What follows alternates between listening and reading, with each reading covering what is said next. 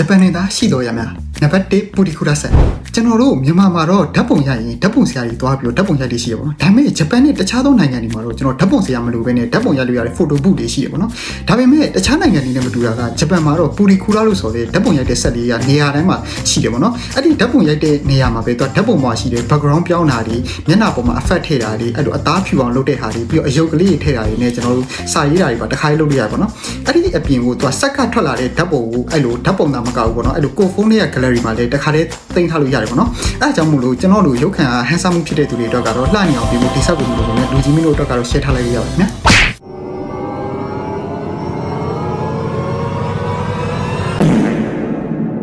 နံပါတ်2လူတုံးဝင်တယ်ဟော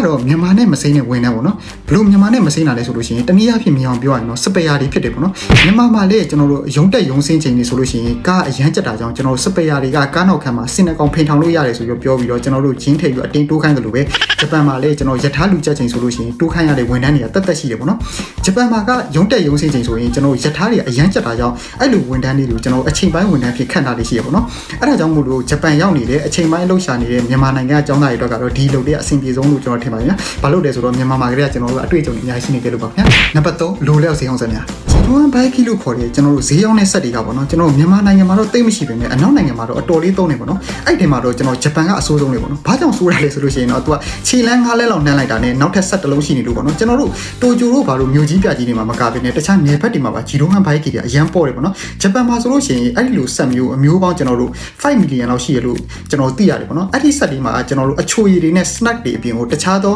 အရာတွေလည်းများစွာရတယ်ပေါ့နော်အဲ့ဒီလိုကြီးကျွန်တော်တို့အများကြီးထားတဲ့ရည်ရွယ်ချက်ကတော့ကျွန်တော်တို့ဂျပန်မှာဆိုလို့ရှိရင်ကျွန်တော်ဝန်ထမ်းတွေက overtime ဆင်းတာတွေအဲ့လိုမျိုးဆင်းတဲ့လူတွေနဲ့ပြီးတော့ဈေးဆိုင်တွေကလည်းကျွန်တော်တို့သွားတာနည်းနည်းလှမ်းနေပေါ့နော်အဲ့လိုမျိုးလူတွေတော့ကိုကျွန်တော်ဒီအချိုရည်တို့တခြား light snack တို့စားလို့ရအောင်လို့ကျွန်တော်ရည်ရွယ်ထားတာပေါ့နော်ကျွန်တော်တို့ဂျပန်မှာကကျွန်တော်တို့မြန်မာနိုင်ငံလိုလမ်းဘေးစိတ်မရှိဘူးနော်လမ်းဘေးစိတ်မရှိရအောင်အဲ့ဒါလေးရှိတာကိုကျွန်တော်တော်တော်လေးအဆင်ပြေတယ်ပေါ့နော်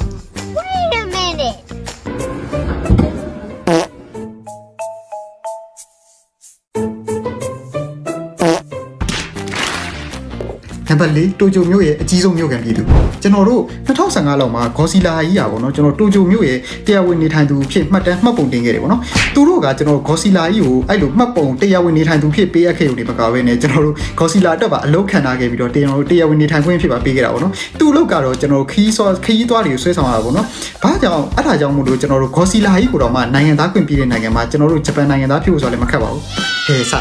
တကယ်တမ်းကျတော့ဂျပန်နိုင်ငံမှာနိုင်ငံသားဖြစ်ဖို့ကတော်တော်လေးခက်တယ်ပေါ့နော်သူတို့လူမျိုးကိုကျွန်တော်တို့ကယူပြီးတော့လက်ထက်တယ်ဆိုရင်တော့မှကျွန်တော်တို့ကသူတို့ကနေထိုင်ခွင့်ကိုအဲ့လိုနိုင်ငံသားဖြစ်ဖို့ချက်ချင်းမပေးဘူးပေါ့နော်အဲ့ဒါကြောင့်မလို့ကျွန်တော်တို့အခုကြည့်နေလူကြီးမင်းတို့လိုမျိုးကျွန်တော်တို့မြန်မာမှာတော့မှအဲ့လိုမျိုးစော်မြဘဲမြတဲ့လူတွေအတွက်ကတော့ကျွန်တော်ဂျပန်မှာလည်းကိုယ်ကြိုက်မဲ့လူရှိမဲ့လူတော့မျှော်လင့်မနေပါနဲ့ဟိုဂျပန်ကဖူးဖူးဖွားဖွားရနေတော့ကျွန်တော်တို့အခွင့်အလမ်းရှိနေပါသေးတယ်ဗျာ